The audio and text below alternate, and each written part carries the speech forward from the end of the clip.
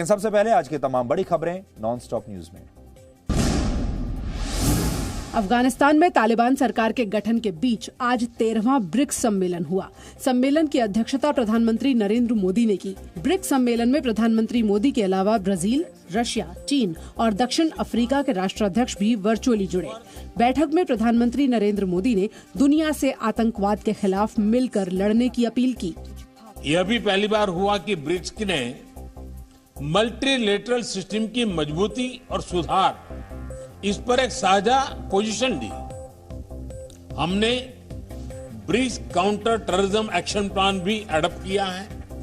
सम्मेलन में रशिया के राष्ट्रपति व्लादिमीर पुतिन ने बड़ा बयान दिया। पुतिन ने कहा, अफगानिस्तान से अमेरिकी सैनिकों की वापसी से नई समस्या खड़ी हुई है। उन्होंने चिंता जताई कि अब अफगानिस्तान पड़ोसी देशों के लिए खतरा न बने और न ही आतंक और ड्रग्स का स्रोत बने।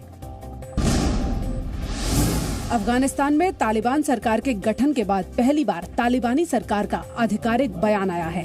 तालिबान की सरकार के एक्टिंग प्रधानमंत्री मुल्ला मोहम्मद हसन अखुंद ने पुरानी सरकार के अधिकारियों से वापस आने की अपील की है।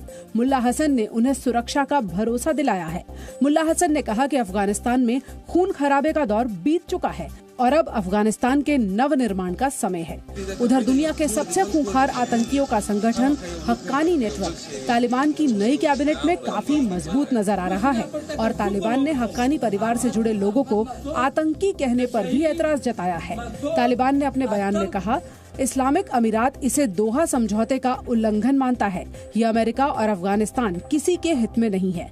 हक्कानी साहब का परिवार इस्लामिक अमीरात का हिस्सा है। इसका कोई अलग नाम या संगठनात्मक ढांचा नहीं है। तालिबान ने संयुक्त राष्ट्र और अमेरिका से हक्कानी नेटवर्क के आतंकियों पर लगे प्रतिबंध को खत्म करने की मांग भी की है। जम्मू कश्मीर को लेकर गृहमंत्री अमित शाह ने हाई लेवल मीटिंग की। इस मीटिंग में एनएसए अजीत डोवल और उपराज्यपाल मनोज सिन्हा भी मौजूद रहे। बैठक में आर्मी चीफ, केंद्रीय गृह सचिव समेत गृह मंत्रालय के दूसरे अधिकारियों के अलावा जम्मू कश्मीर के डीजीपी भी शामिल हुए। ये उच्च स्तरीय बैठक करीब 2 घंटे तक चली। बैठक में जम्मू कश्मीर के सुरक्षा हालात को लेकर चर्चा हुई। सूत्रों के मुताबिक बैठक में अफगानिस्तान संकट के बाद बने हालात पर बातचीत की गई। उत्तर प्रदेश दौरे के तीसरे दिन आज एआईएमआईएम के अध्यक्ष असदुद्दीन ओवैसी ने मुस्लिम मुख्यमंत्री का मुद्दा उछाला। ओवैसी ने पूछा कि जब 11% यादव अखिलेश यादव को मुख्यमंत्री बना सकते हैं तो 19% मुस्लिम किसी मुसलमान को मुख्यमंत्री क्यों नहीं बना सकते। हम हिस्सा चाहते हैं, हिस्सेदारी चाहते हैं। अगर 11% यादव मुख्यमंत्री बना सकते हैं तो क्या 19% मुसलमान अपने 19 एमएलए मजलिस के नहीं कामयाब कर सकते। बाराबंकी की रैली में ओवैसी ने आरोप लगाया कि मोदी सरकार देश को हिंदू राष्ट्र बनाने की कोशिश कर रही है।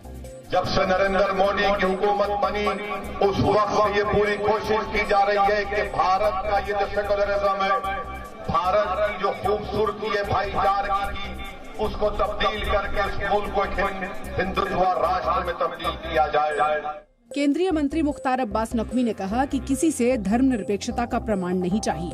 और जो लोग धर्मनिरपेक्षता का सर्टिफिकेट लेके जेब में घूमते रहते हैं कि धर्मनिरपेक्षता का सर्टिफिकेट खरीद लो, तो हमें ऐसे लोगों से खरीदना भी नहीं है, लेना भी नहीं है। इलाहाबाद हाई कोर्ट ने ज्ञानवापी मस्जिद परिसर के आर्कियोलॉजिकल सर्वे ऑफ इंडिया के सर्वे पर रोक लगा दी है। वाराणसी सिविल कोर्ट ने 8 अप्रैल को ज्ञानवापी मस्जिद परिसर के एएसआई के सर्वे का आदेश दिया था। यूपी सुन्नी सेंट्रल वक्फ बोर्ड और मस्जिद कमेटी ने इलाहाबाद हाई कोर्ट में एक याचिका दायर कर इस पर रोक लगाने की मांग की थी। याचिका में कहा गया था कि इस विवाद से जुड़ा एक मामला पहले से ही हाई कोर्ट में लंबित है। ऐसे में वाराणसी की अदालत का यह आदेश ठीक नहीं है और इस पर रोक लगाई जाए, जिसके बाद इलाहाबाद हाई कोर्ट ने ये फैसला दिया है। प्रधानमंत्री नरेंद्र मोदी ने आज टोक्यो पैरालंपिक्स में भाग लेने वाले भारतीय खिलाड़ियों से मुलाकात की। इस मुलाकात में खिलाड़ियों ने प्रधानमंत्री के साथ टोक्यो पैरालंपिक्स के अनुभवों को साझा किया। देश के लिए मेडल जीतना, वो भी पैरालंपिक जैसे प्लेटफॉर्म में, ये बहुत बड़ी चीज़ होती है। मैं बहुत गौरवान्वित महसूस कर रहा हूँ। जो प्यार, सम्मान, आशीर्वाद जनता ने दी है, मैं जनता को ये मेडल का समर्पित करता हूँ। इन खेलों में भारतीय खिलाड़ियों ने शानदार प्रदर्शन करते हुए 5 गोल्ड समेत कुल 19 पदक जीतकर पैरालंपिक खेलों में भारत का अब तक का सबसे सर्वश्रेष्ठ प्रदर्शन दिखाया। केरल के वायनाड से कांग्रेस सांसद राहुल गांधी 2 दिन के दौरे पर आज जम्मू पहुंचे। जम्मू में कांग्रेस कार्यकर्ताओं ने एयरपोर्ट पर राहुल गांधी का गर्मजोशी से स्वागत किया। राहुल वहां से सीधे कटरा चले गए और फिर कटरा से राहुल श्री माता वैष्णो देवी की यात्रा के लिए पैदल ही निकले। राहुल की वैष्णो देवी यात्रा पर केंद्रीय मंत्री मुख्तार अब्बास नकवी ने तंज कसा। मेरी बहुत बहुत शुभकामनाएं। कम से कम जो है वो अगर माता के दर्शन करने के साथ सद्बुद्धि आ जाए तो हमारी शुभकामनाएं। हालांकि केंद्रीय मंत्री के इस बयान पर राहुल गांधी ने कोई राजनीतिक बयानबाजी नहीं की। राहुल ने कहा कि वो माता के दर्शन के लिए आए हैं, इसीलिए राजनीतिक बयान नहीं देंगे। राजस्थान के बाड़मेर में हाईवे पर बनी देश की पहली इमरजेंसी लैंडिंग फील्ड का उद्घाटन हुआ। हवाई पट्टी का उद्घाटन C-130J हरक्यूलिस की इमरजेंसी लैंडिंग ड्रिल से हुआ। इमरजेंसी लैंडिंग ड्रिल में रक्षा मंत्री राजनाथ सिंह, परिवहन मंत्री नितिन गडकरी, केंद्रीय मंत्री गजेंद्र सिंह शेखावत, CDS जनरल बिपिन रावत और air chief marshal RKS Bhadauria भी हरक्यूलिस में मौजूद थे। इंटरनेशनल बॉर्डर से कुछ ही कदम दूर इस प्रकार की इमरजेंसी लैंडिंग फील्ड का तैयार होना यह सिद्ध कर दिया है कि भारत अपनी एकता, संप्रभुता और अखंडता की रक्षा के लिए सदैव तैयार है। ये हवाई पट्टी बाड़मेर जालौर बॉर्डर पर पाकिस्तानी सीमा से सिर्फ 40 किलोमीटर दूर पाखासर साता के पास बनी है।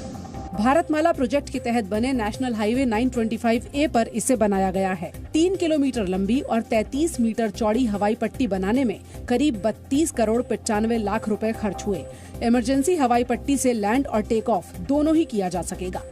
यहाँ एक साथ कई विमान पार्क हो सकते हैं।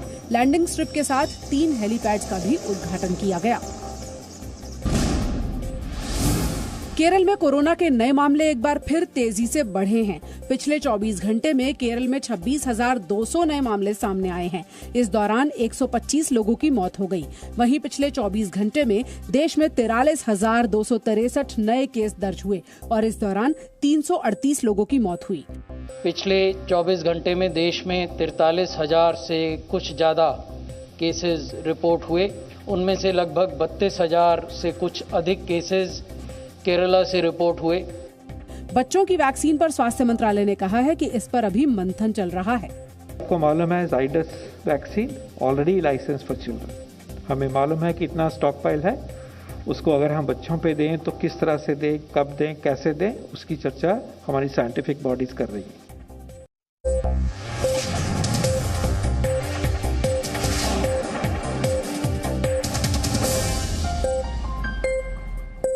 Presenting B News app, available on Google Play and App Store. Download it now.